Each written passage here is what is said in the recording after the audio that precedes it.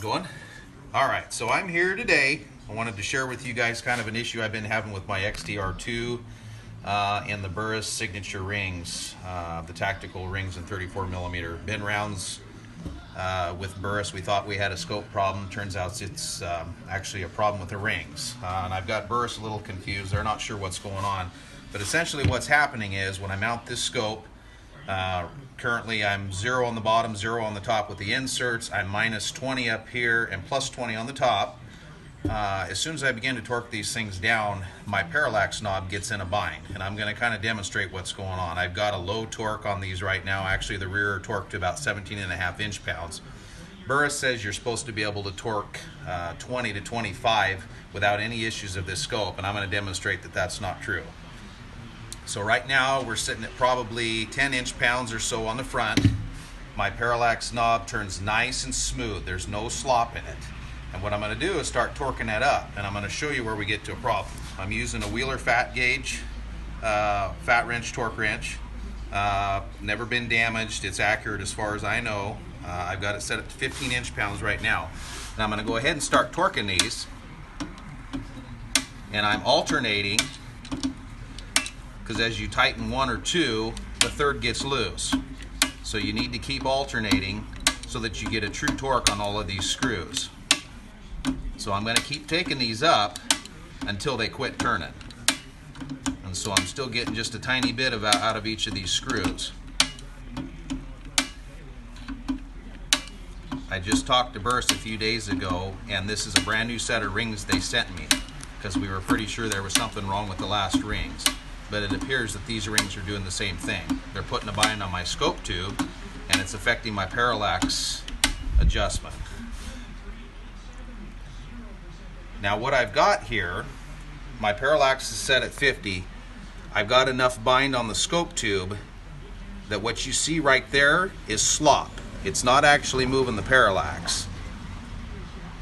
So I'll move it to this point and I start to get resistance. In fact, I've got excessive resistance. It's turning hard right there. It turns hard all the way through infinity. And I can, anywhere in the adjustment range, I can stop and I can get that slop. Now I'm going to turn it back to 50. That was 15 inch-pounds. Keep in mind, Burris says 20 to 25. I'm going to turn this up to 17.5 inch-pounds, and the binding is going to get significantly worse. So we're going to take her up in steps here. Again, you need to crisscross here because as you tighten one screw, the others get loose. So we're going to slowly crisscross. Keep in mind the rear mount, I've already torqued that. That does not appear to be the issue. The issue is the front ring up here towards the bell. As I torque that, that is what causes the problem with the parallax adjustment. Okay, so we're pretty much at 17.5 now. Got that same slop there, lots of resistance on the parallax. That is causing a problem. This is a quarter MOA rifle, and I guarantee if I go shoot this right now, it's going to shoot one MOA plus because of what this parallax is doing. I'm going to go hit, yeah, see there was a little crunching in there actually, and it's going tight back to 50. I'm going to stop. I was originally going to go to 20 inch-pounds, 25 inch-pounds, but I don't want to damage my scope. So I'm going to go ahead and back this back off with just a regular Torx.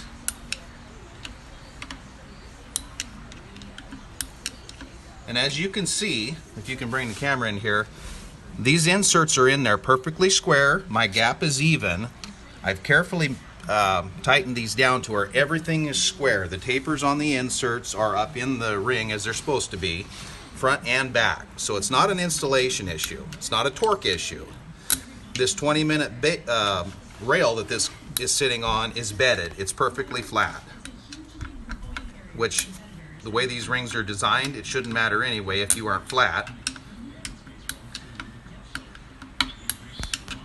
So now we've got this clamping force back off of it. Now we're going to check this out again. Smooth as silk, no issues whatsoever. That's exactly how it should be. And keep in mind again, as I said, this is a second set of rings. My last set, if I kept them torqued to 15, which is right at the edge of causing problems, the gun will shoot quarter MOA just like it should. The problem is that's not tight enough and the screws loosen after a few shots. So we're going to have to figure out a solution for this, and I have a feeling it's going to be getting a solid type ring. So go ahead and stop it.